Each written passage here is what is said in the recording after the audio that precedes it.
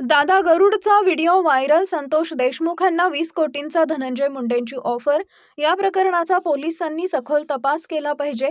जरांगे पाटील यांची अंतर्वालीत मागणी. दादा गरुडनं व्हिडिओत ज्यांची नावं घेतली त्यांना चौकशीला आणलं पाहिजे.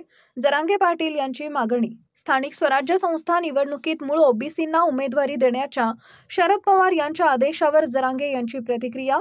त्यांचा निर्णय चांगला, आम्हाला दुःख होण्याचं काहीच कारण नाहीये. जरांगे.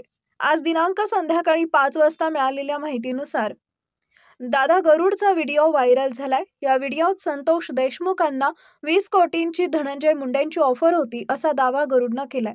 या प्रकरणाचा पोलिसांनी सखोल तपास केला पाहिजे. दादा गरुडनं व्हिडिओत ज्यांची नावं घेतली त्यांना चौकशीला आणलं पाहिजे अशी मागणी मनोज जरांगे यांनी अंतर्वाली सराटीत माध्यमांशी बोलताना केली आहे. तर स्थानिक स्वराज्य संस्था निवडणुकीत मूळ ओबीसींना उमेदवारी देण्याच्या शरद पवार यांच्या आदेशावर जरांगे यांनी प्रतिक्रिया दिली आहे. त्यांचा निर्णय चांगला आहे. या निर्णयानं आम्हाला दुःख होण्याचं काही कारण नाही असं जरांगे यांनी म्हटलं आहे. तर त्यांनी जे आरोप केले त्या आरोपीची त्या संदर्भात चौकशी होणं गरजेचं आहे.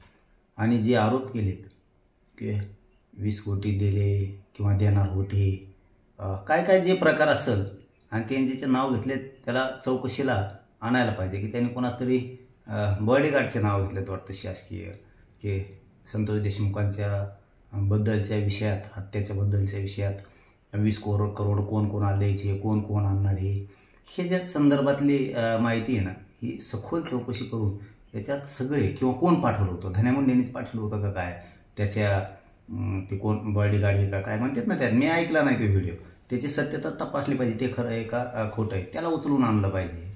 आणि ते खोल घरात घुसणं हे पोलीस प्रशासनाचं काम आहे आणि त्यांनी ते केलं पाहिजे. जर आता माझ्या घातपात प्रकरणातला आरोपी जर तसं बोलतोय तर त्याचा तपास केला पाहिजे. आता ज्याचा त्याचा अधिकार आहे, ज्याचा त्याचा निर्णय येतो. पण आता त्यांनी जर निर्णय घेतला असेल की कोणत्या ओबीसीला कोणते तिकीटं द्यायचे ते त्यांचा विषय आहे आणि चांगला विषय, चांगला निर्णय घेतला आहे. काय अडचण आहे, आम्हाला काही अडचण असण्याचं कारण नाही. आमचा उद्देश मराठा समाजाला ओबीसीतून आरक्षण मिळावं, टिकणारं मिळावं, पोरांना पुन्हा पुन्हा लढायची पिढ्याना पिढ्या वेळ येऊ नये म्हणून आम्ही आत्ताच ताकदीनं लढून ओबीसीतलं आरक्षण, मराठ्यांच्या हक्काचं कुणबीचं आरक्षण मिळवतोय. पोरं आमचे उच्च शिक्षण घ्यावं, त्यांनी अधिकारी बनावं, त्यांनी डॉक्टर, इंजिनियर व्हावं, त्यांनी IPS IAS दर्जाचे अधिकारी व्हावं, क्लास 1 क्लास 4चे अधिकारी आमच्या लेकरांना बनावं. यासाठी आणि आम्हाला मूळ आरक्षण, योजना मिळतील घरकुलापासून सगळ्या खूप योजना ओबीसी आरक्षणात म्हणजे कुणबी आरक्षणात ते आम्हाला गरजेचं होतं. पण असं काय कोणी थांबत नसतं. आता काय कोणाच्या निर्णयाने थोडं कोण थांबत असतं. ज्याच्याकडे जे आहे त्याचा तो लाभ घेतच असतो.